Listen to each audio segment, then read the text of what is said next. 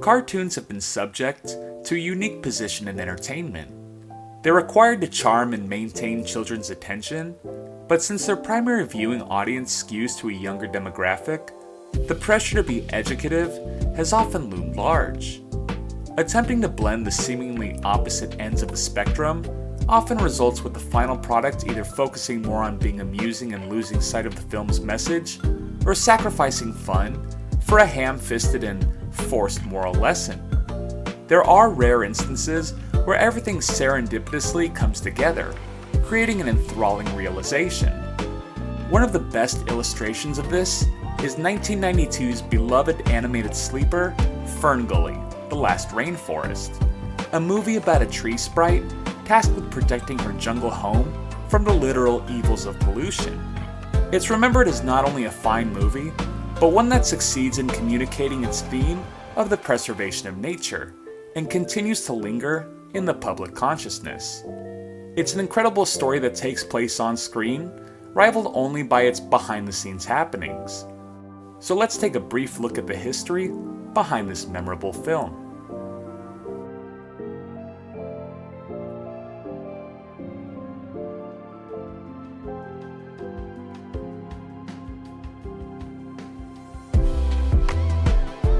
Ferngully The Last Rainforest traces its origins to the most humble of beginnings, as a bedtime story.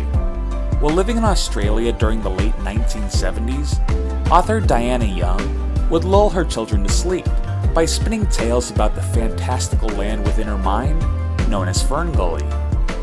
This made-up world was a mystical, endangered jungle, home to a variety of native Australian flora and fauna, including kangaroos, platypi, glittering water caverns, and the most notable residents, fairy-like beings known as tree sprites, who live in harmony with nature and act as protectors of the forest. Having heard the numerous tellings of the fictional region, Young's at-the-time husband Wayne Young believed the idea would make for a good children's movie. And so it happened the timing was right, as a few years later, the new decade of the 1980s brought with it a trendy, in vogue cause: environmentalism. Wayne Young, who previously had produced the film Crocodile Dundee, stated in an interview with Vanity Fair, "That was our window of opportunity." Young would travel to America to find an animation studio up to the task of seeing out the creative vision.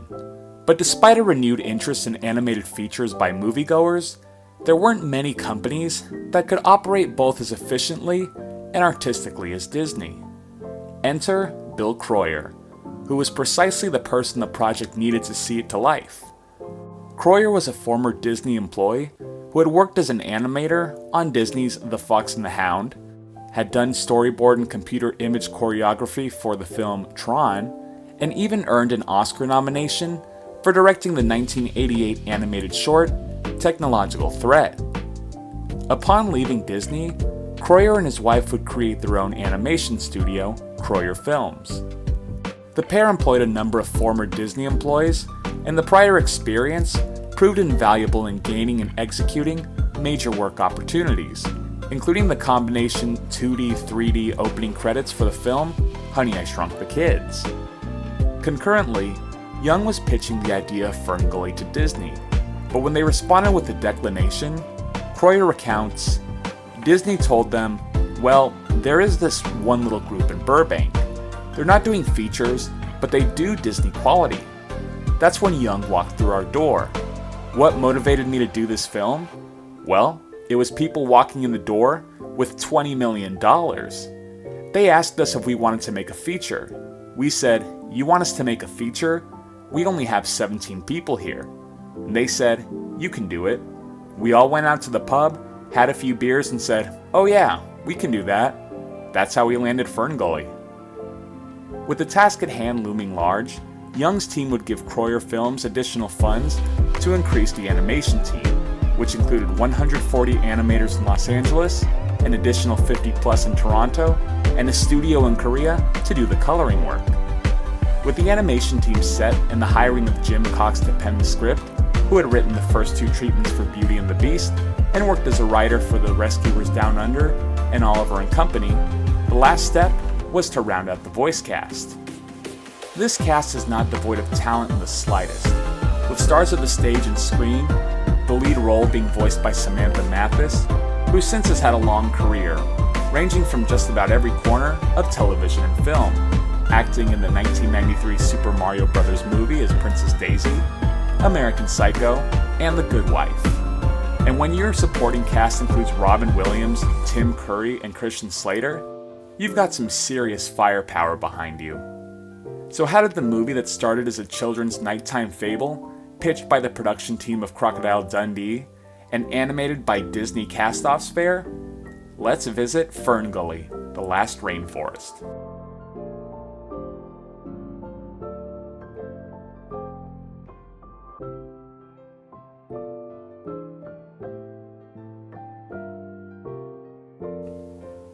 The movie begins with a beautifully sounding choir playing over the opening credits, which quickly shifts to a more ominous baritone hum, as we're introduced to a series of evolving cave paintings, playing beneath an elderly woman's voice as she explains the history of a race of beings known as tree sprites.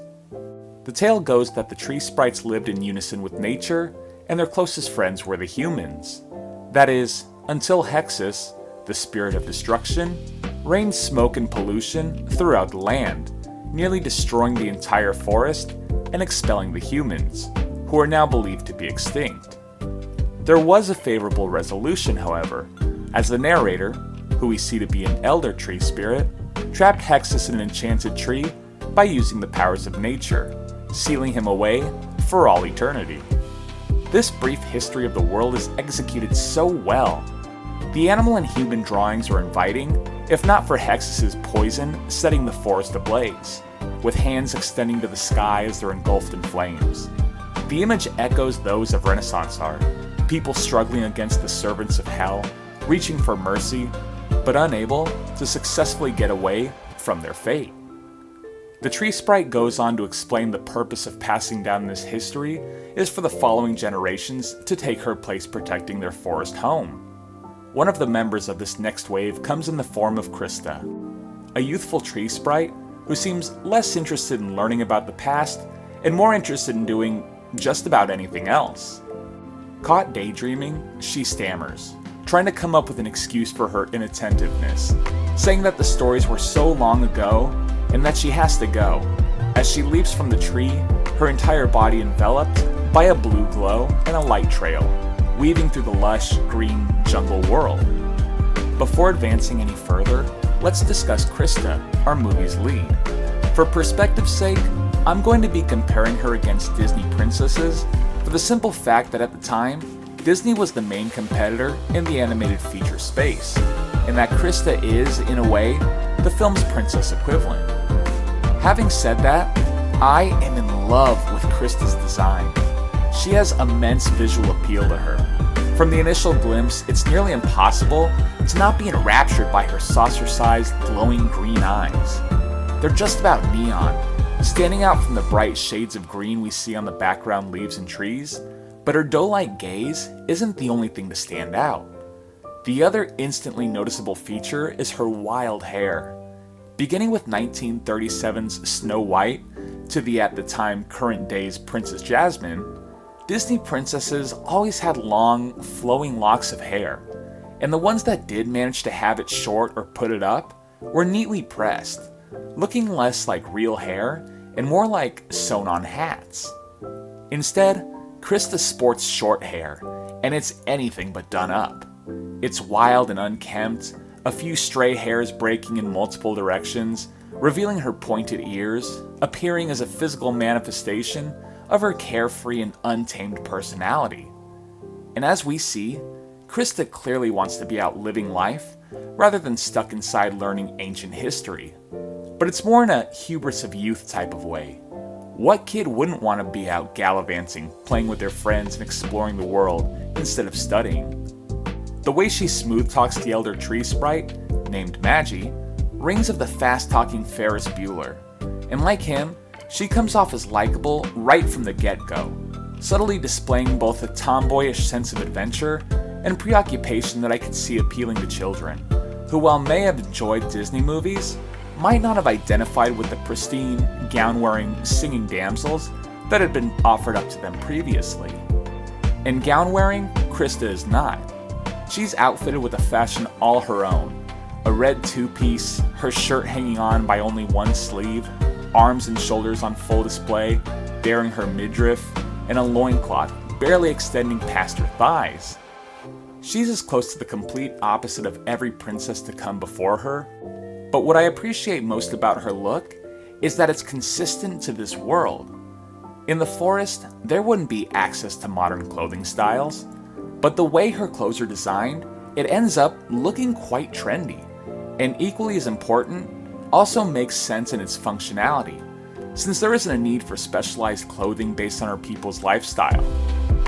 As she flies, navigating through the crevices of trees and flowers, giving us a scale of how small these sprites are, a tropical beat plays, with vocals describing the magic and harmony of life. A pan flute enters the song, courtesy of a male sprite named Pips, who complains to Krista that she spends more time with Maggie than with him, to which Krista responds, "Well, what can I learn from you?" as the two fly off into the brush. Her retort seems to have a layer of flirtatiousness to it, but in more of a naive way, where she knows it drives Pips crazy when she acts that way, but might not fully understand the reasons why. Or maybe she does, and that's why she likes doing it. The two chase each other through the leaves and rivers until Krista takes things higher when she flies above the treetops where she can see the full extent of Ferngully's reach, which looks as though it extends infinitely beyond the horizon, save for a small cloud of black smoke emanating from a distant source.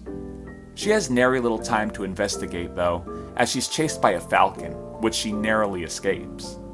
This is a subtle yet smart way to establish these sprites live by the same bounds of mortality the viewer does, not being invulnerable to danger and death at large. It's a quick but important lesson that gives the actions that will follow an identifiable weight to them. Excited by seeing the smoke, Krista hurries off to tell Maggie, before she's interrupted by two giant birds seen earlier. They pester her for a password to see Maggie, and their confused argument is funny, but this is where one of the film's curious decisions arises. This pair of birds are clearly meant to have roles as comic relief characters.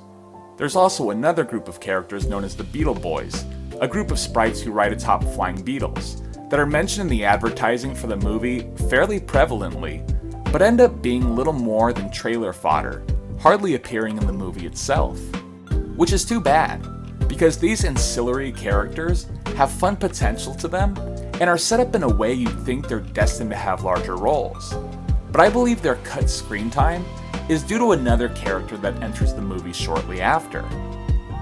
Krista finds Maggie and tries to describe what she saw above the treetops, Maggie filling the blanks of Krista's knowledge in, explaining words like mountain and smoke. It's here we get the sense of how young Krista is. Well, maybe not in years, because who knows how long tree sprites can live, but in knowledge and experience, giving the impression she's still in an early stage in her life. Maggie explains that life is balanced between the forces of destruction and creation, and lays a seed down on a broken tree, beckoning Krista to put her hand on it and use her magic to help it grow. Krista makes an honest attempt, but after a quick burst of growth, the seed reverts back to its original form, with Maggie using her magic to make the tree regrow. Krista ponders to Maggie whether or not the smoke could signal the return of hexes, to which Maggie dismisses the thought, stating that there are no poisons or forces of nature that could release him from his prison. But as Krista leaves, Maggie splits the forest apart, the trees bending to allow her to see into the distance. It's an impressive scene that comes off as extremely original, and one that I enjoy rewatching for it being such a cool idea, rather than her just flying above the jungle's canopy. But what she sees makes her weary of Hexus' return. Krista finds Pips, and as the two of them jaw at each other, they're interrupted by a screaming bat, flying out of control into every tree he can possibly hit. Krista uses her magic to make herself visible to him, which sets sort of this inconsistent rule where certain beings can and can't see sprites. It's more so used to show that Krista does have the ability to use magic, but with varying success. The new bat in the forest comes to from his surprise stupor and acquaints himself with Krista, giving his name Batty Coda. His frenetic, amped-up energy is provided by famed actor and comedian, the unmistakable Robin Williams. His speedy, rapid, change-of-pace delivery are infectious from the start, coming off as boisterous, anxious, skittish, and goofy, all within a few seconds of meeting him. Now this may seem par for the course, Robin Williams lending his voice to a cartoon character, is that this was Williams' debut in the animated realm. And if it seems like Batty's fluctuating personality is so fitting for Williams' comedic style, it's due to the character being written specifically for him. In an article from Vanity Fair, screenwriter Jim Cox often saw Robin Williams perform at Los Angeles comedy clubs, fresh off a 1988 Oscar nomination for Good Morning Vietnam, would show up unannounced to open mics. Cox scripted Ferngully's Batty Coda, a pop culture quoting fruit bat who'd escaped a research lab and charted himself back to the forest, some brain damage notwithstanding, specifically with Williams in mind. And in a stroke of good luck, Williams agreed to the role. The reason why? As explained by Wayne Young, Williams felt strongly about the actionable green message. And when Williams ran into George Lucas at Skywalker Ranch, where he was recording Batty, Lucas asked him what he was up to. "Oh, you wouldn't be interested, George," the comedian said. "It's about the environment." Croyer would go on to state Batty's importance to the story at large. It's hard to imagine the movie without him, because he is the central character. Batty Coda literally, physically represents man messing with nature and nature speaking about it. And after getting Williams in studio to record his lines, for which allegedly there was 14 hours worth of ad-libbing and improvised lines, director Bill Croyer was so impressed with the voice work, he ended up tripling the screen time given to the Williams character. It seems that securing Williams led to a major change for the entire film. By adding Batty to the story, something had to get cut, which I think is what happened to the aforementioned side characters like Pips and the Beetle Boys.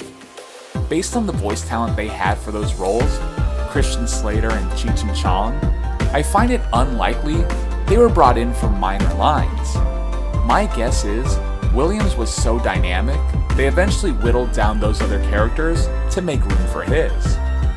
This impact of this role had a ripple effect for Robin Williams' future in animation. Disney had cast him as the genie in Aladdin after he had agreed to be involved in Ferngully. But with the two films releasing the same year, then Disney studio chairman Jeffrey Katzenberg was none too pleased. As producer Jim Cox remembers, Jeffrey Katzenberg did not want him, Williams, voicing two animated characters in two animated movies at the same time, and tried to force Robin not to do it. Robin was steaming. "It's my voice. You can't stop me," he said.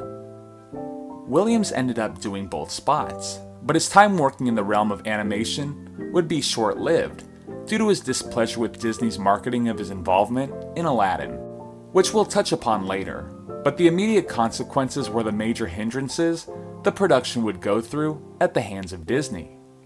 Now, to be fair to both sides, Williams' involvement in Ferngully may have been what Disney took most issue with, but Katzenberg had a vendetta against Ferngully dating back to the movie's pre-production. As Wayne Young explains, writer Jim Cox took me on a tour at Disney with someone else's name on my tag and pointed out the young guns to hire for Ferngully. Katzenberg wasn't happy when he found out. He was behind all the aggravation that Disney caused us. Twice we rented facilities, and they gazumped us by paying more. But it was also really about Robin. Returning to the film, Batty explains to the surrounding group of sprites where he came from, by way of breaking out into an unexpected rap. At first, I was taken aback. The opening credits were supported by a choir, then an island jam played as we soared throughout Ferngully, and now they're going with an early 90s rap. It immediately comes off as a product of its time. But admittedly, it's not fair to pass judgment solely based on a few opening beats. And after listening to it, the song is surprisingly poppy in a good way, and funny, with a slight tinge of darkness to it. Batty sings about his recent imprisonment, suffering various abuses at the hands of humans. It's a juxtaposition of a song. Williams is pleasing to listen to, and the character is really funny, but the subject matter is quite grim, and the traumatic experience clearly has had ill effects on him, most obvious being the radio transmitter sticking out of his ear. And this is a genius device to explain Batty's wildly fluctuating personality.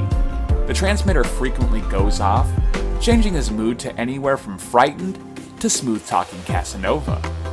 And it meshes well with the song. My favorite instance of this being Batty acting as a spokesmodel, saying, "All of our cosmetics are non-carcinogenic," as he applies berry juice's lipstick. It's a hilarious moment, and this feels like a first draft for Aladdin's genie character, specifically the song Prince Ali, where Williams dips in and out of multiple impressions of real-world celebrities.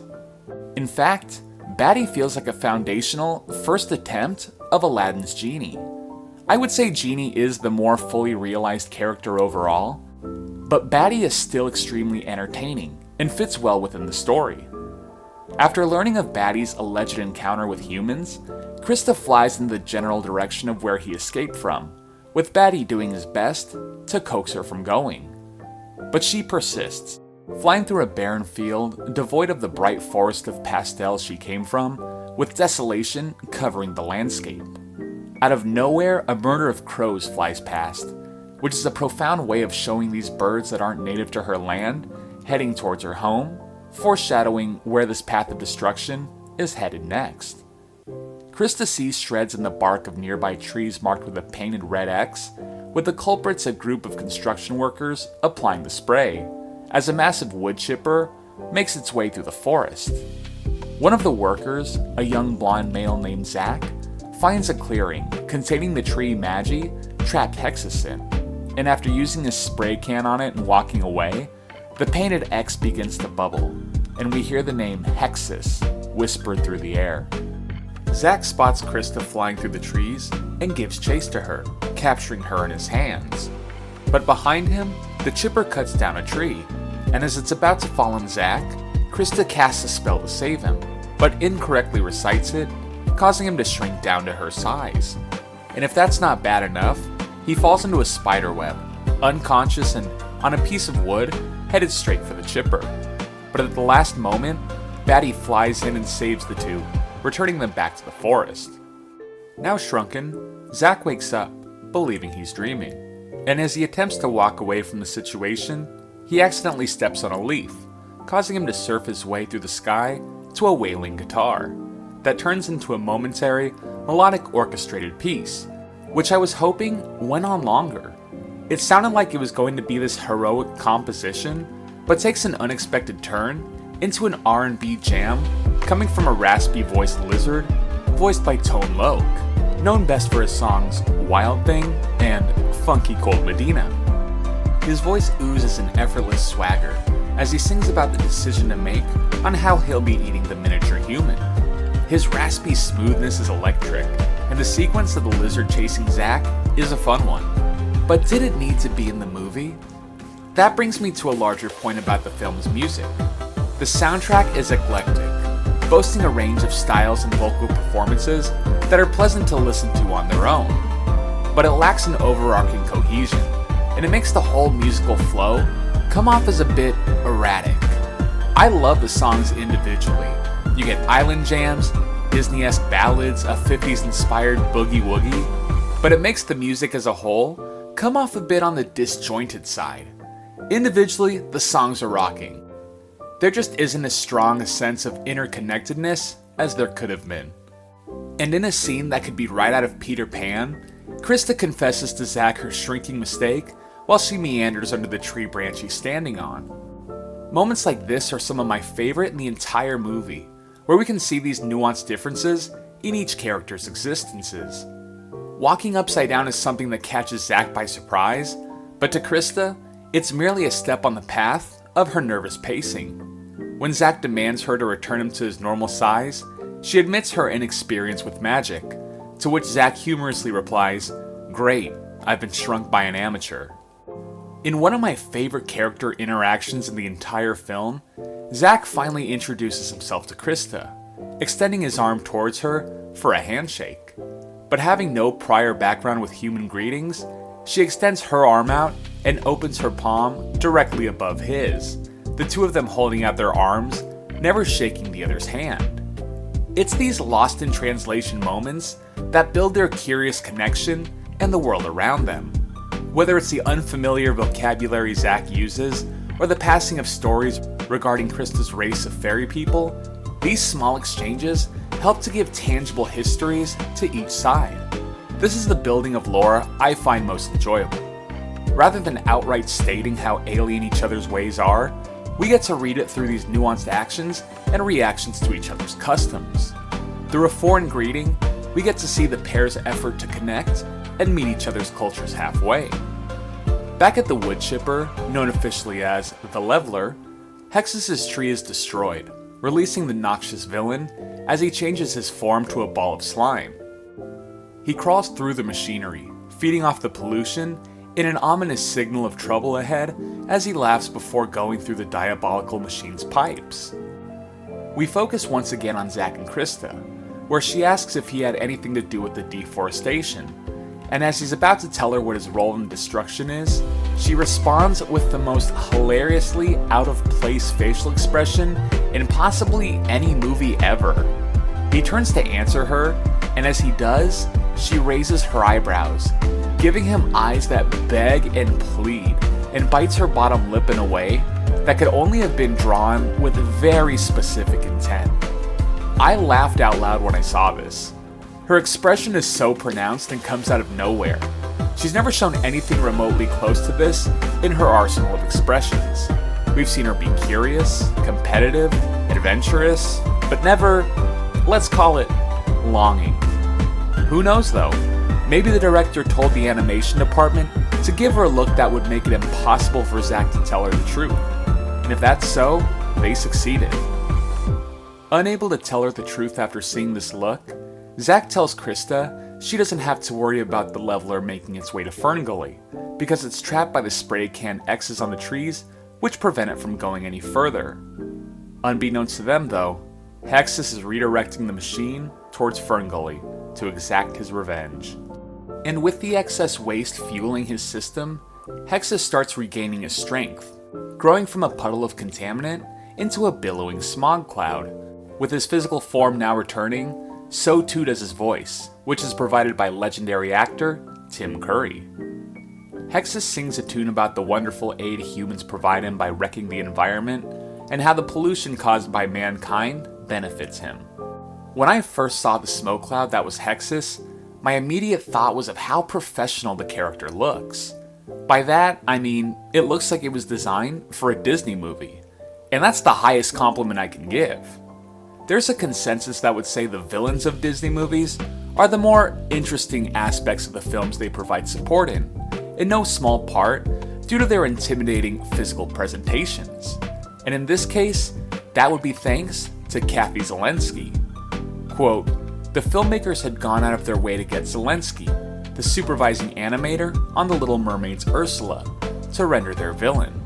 Though they had to tone down her talents at the time. We had to keep Kathy in a box," Young says, "or she would have scared the hell out of the parents too. It was a sound decision to solicit her for the job because she knocked it out of the park with a villain that ranks highly when compared to other cartoon baddies. I would love to see the other doodles in her notebook of the designs that were too frightening for children.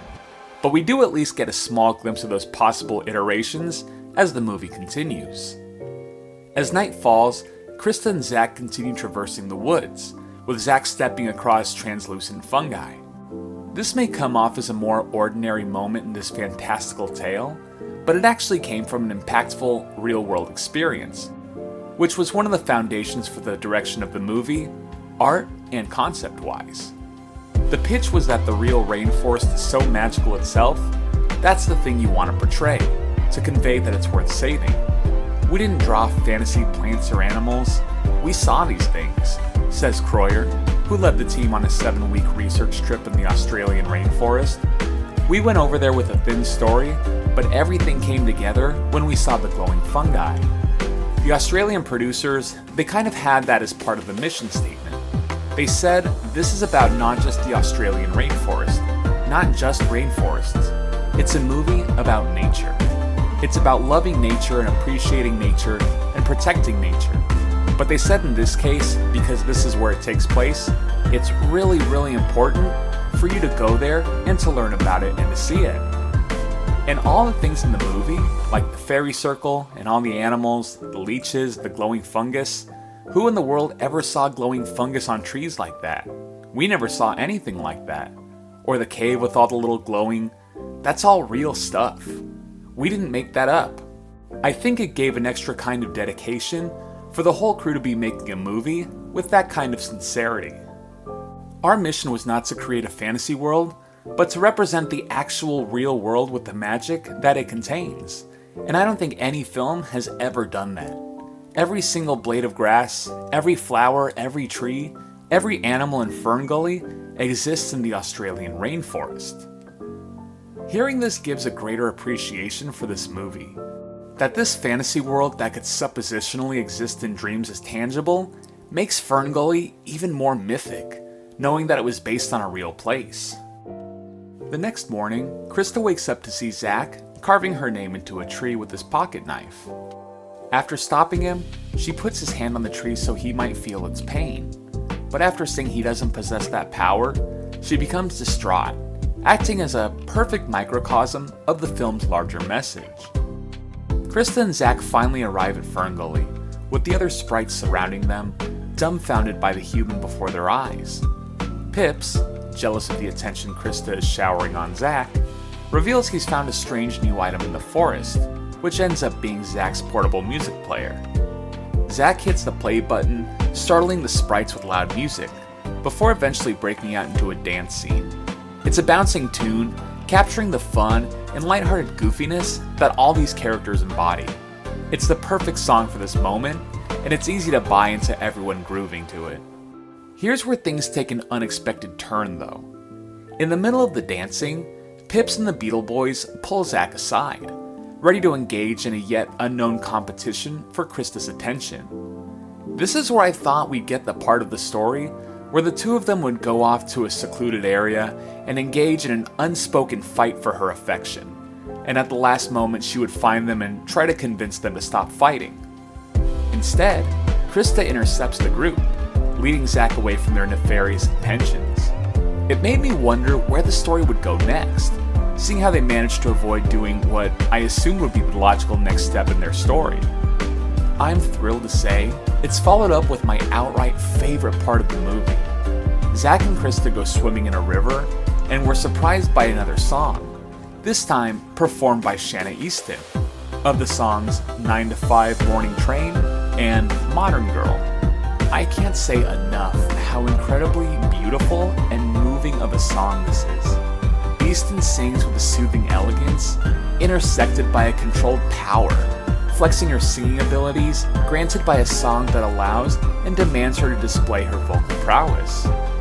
And her performance only enhances what is far and away the best song of the movie. Again, I'm comparing it to Disney in this case, due to the competition between the two companies. But this song not only rivals Disney's best, but I sincerely, genuinely believe it ranks as one of the most wonderful songs of any animated film. And I know it's a statement that will raise eyebrows, but at the very least, give it a listen. The vocals range from flowing and ethereal to physically powerful, sounding as if Shanna Easton is singing from the highest mountain past the edge of the universe. Adding layers of longevity and depth socially into the movie are the deep yet accessible lyrics. In a world where precious things are disappearing overnight, just keep my star in sight. I believe we found a dream that's worth keeping, for more than just a day. And even though the winds of change may come sweeping, it's still a dream worth keeping, so don't let it fade away. Frankly, it's touching, and only strengthened by the scene it plays over. Before describing it, I want to make a comment on my thoughts regarding the film, and why I've shared them the way I have to this point. I feel that at some points while examining this movie, I've been critical, discussing what I think works and what could have been better executed. But it's because I believe that Ferngully's high points are so good, they should be considered classic animation. And nowhere is this more evident than in this cave scene that captures all the magic of not only the forest, but between Zack and Krista too. Zack looks over the edge of a cliff in the underwater cave, and Krista pushes him over, only to reveal it was a still water illusion, and he falls in ankle-high water. It's a legitimately funny, playful, charming display of their quick connection with each other, and comes off as a natural show and strengthening of their burgeoning friendship. I knew from what was unfolding that this was turning into a special moment for them and for me watching. The two continue exploring the cave, skipping across tide pools with each one lighting up as they pass over them, and the combination of the music and their playful pursuit are captivating, and I for one can't help but completely lose myself in it. The high I got from watching, the joyous wonderment of the orchestra, the communication they share without words, is taken to another level by the unexpected and genuinely hilarious moment of Zack falling into an unexpectedly deep tide pool. He pops out of the water and grabs a flying Krista, who disappears from his grasp, leaving behind a trail of lights and reappearing in the water, with Zack swimming after her alluring eyes further into the caves. They discover a cavern dotted with glittering lights, and the two join hands as the camera spins, and as the music builds to a crescendo, the tension builds between the two, and I swear I could feel my heart race in anticipation of what would happen next. And the payoff is incredibly satisfying. Zack leans in and kisses Krista, and while it's a fleeting kiss, which Krista pulls away from, it's not in a way that feels like there's an outright rejection. She comes across as finding this custom unorthodox, surprised perhaps. My sense is that she may not be familiar with this show of affection, but something within her is. At the very least, she seems curious by it, and the two laugh as they look down and find they're floating. It's nice to see they don't immediately fall in love, but there still is an air of wistfulness surrounding, the kind when you think back to a summer romance that was so long ago, you begin to wonder if it was even real, but you know it was by the way it still makes you feel. The two exit the cave and Krista leaves to tell Maggie about Zack, who starts to worry after seeing the leveler's oil contaminating the forest the closer it gets to the jungle paradise.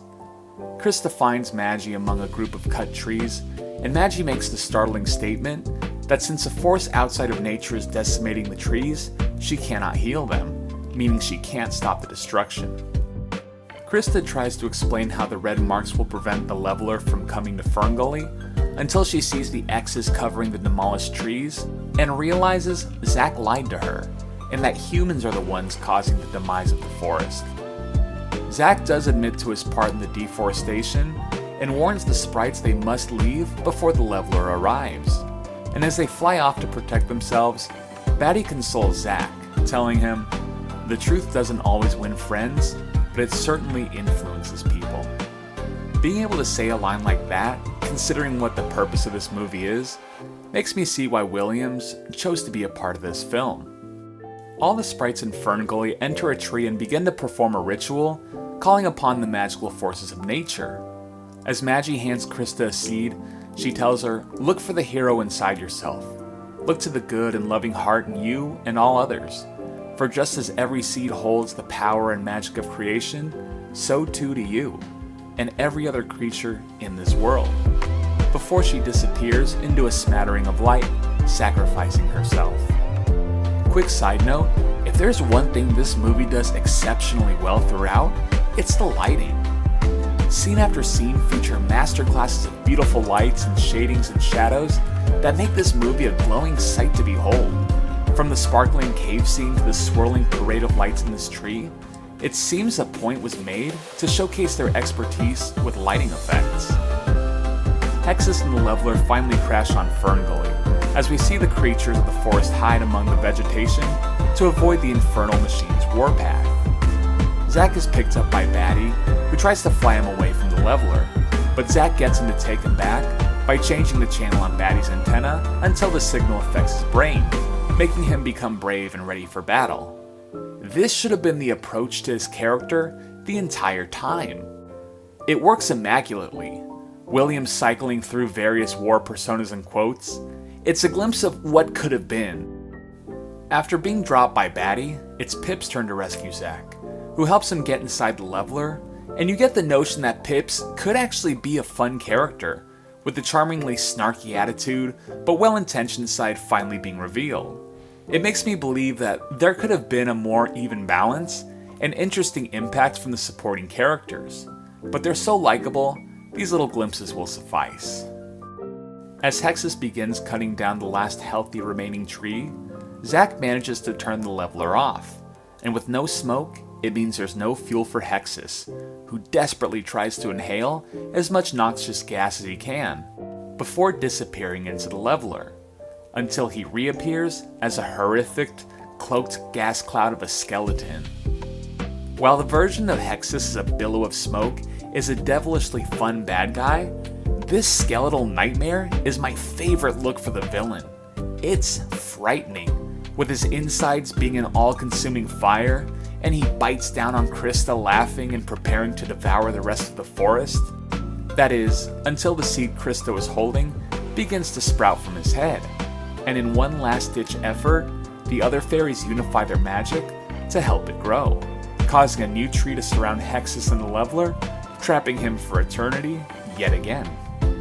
After sealing Hexus, Zack realizes the errors of mankind's ways, and declares he must return home to prevent humans from tearing down the forest. Zack says his final goodbye to Krista and extends a friendly handshake to his not-quite rival Pips, who in a hilarious callback, Pips extends his arm above Zack's, not knowing how the custom operates. Krista returns Zack to his original size, and as Zack walks off commenting how things have to change, Krista flies off into the forest to help regrow the vegetation. The ending is a tad bittersweet. There's no final scene of Zack deciding to live with the sprites, or even transforming into one of them, but in a refreshing respecting of realism, he leaves, as him and Krista go their own directions in fulfilling their new purposes.